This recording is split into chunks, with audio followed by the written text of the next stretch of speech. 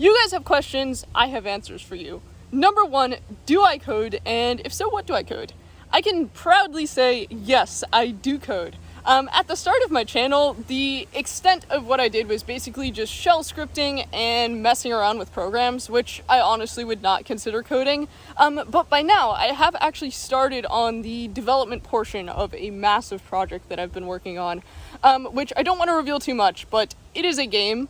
As you can probably imagine, my skill set is in the creative side of things, so I started with the music and art and storytelling, and I'm only now just starting on the actual development. So my hope is that with time and effort and learning more about what I'm doing, my code will be less spaghetti. But yes, I do code. Number two, is YouTube my full-time job? It is not, maybe someday. I did make a Patreon if you want to support the time and the effort that I put into my videos. I do not do sponsors and will not do sponsors because I feel like the values of free software and Linux and everything else that I've tried to promote would contradict with trying to also sell you a product, and I'm aware that I'm losing out on a significant chunk of money that could potentially help make this a full-time job. So yeah, the only shot I have is just, relying on you guys and hoping that maybe someday. Number three, am I a sysadmin, or what is my job?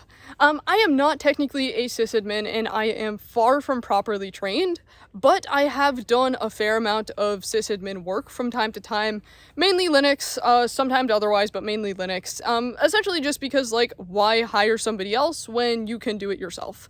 Beyond that, I am not a sysadmin or a developer or anything related to most of the topics that I cover on my channel. As to why I don't reveal what I technically do, it's for two main reasons, the biggest one being privacy. It's the internet. I don't want to mingle my personal and work life with the internet. I think that's just a really bad idea for a number of reasons. But beyond that, I just don't like the concept of hi, I'm blank and I do blank. Because you meet a lot of people that's their secondary characteristic. They give you their name and their job title.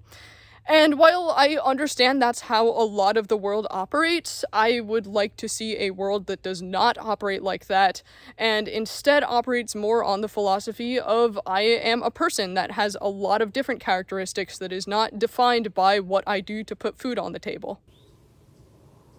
Number four, why are my monitors so high?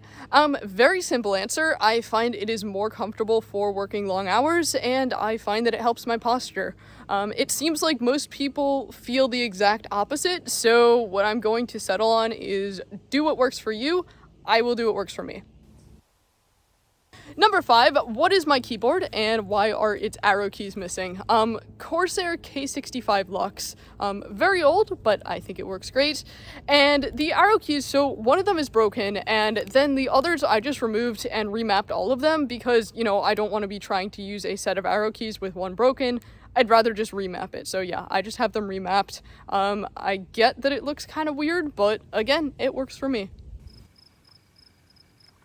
Number six, am I left-handed? Why do I reverse my camera in Linux videos? And are these two things related? Because I'm starting to think they might be. So to start with, why I reverse my camera, I just find it more visually pleasing to have my face in the bottom right corner, looking leftwards at everything else on screen. To my eyes, that just looks better. Now, I am generally left side dominant, but I was taught to write with my right hand. I can write competently with both hands, and I have a feeling that if I wasn't taught to write with my right hand, then I would have been just naturally left-handed on everything. And I think that might be why I do find it, more visually pleasing for my face to be in the right corner, looking leftwards. I don't know, but I guess I'm just kind of weird when it comes to which side is dominant on what. Maybe I'm just weird. Number seven, phone operating system. I have tried Lineage, I have tried Graphene, and I have tried Calyx, or maybe it's Calyx. Of the three, Calyx is my favorite, but bear in mind my opinion doesn't really come with that much weight, considering I pretty much only use my phone for the essentials. But basically all I would say is just go find any free and open source operating system that is compatible with your phone in terms of model and root status and such, and then just follow the instructions from there.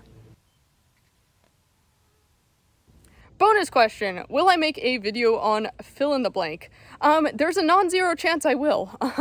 I've done a number of videos based on people's requests before, and I definitely intend to get to a lot of the major topics I haven't as of yet covered. The one caveat is that I do try not to switch software constantly, especially major software or distro and such. I try to make a point of, picking one thing I like and sticking to it. But that aside, I do intend to cover a lot of the really major things that I haven't, yet posted a video on. So I guess just be patient. Currently picking my way through a number of berry bushes, and let's just say the harvest is pretty plentiful this year, and I am very excited to have a number of pies and tarts and such that I can freeze.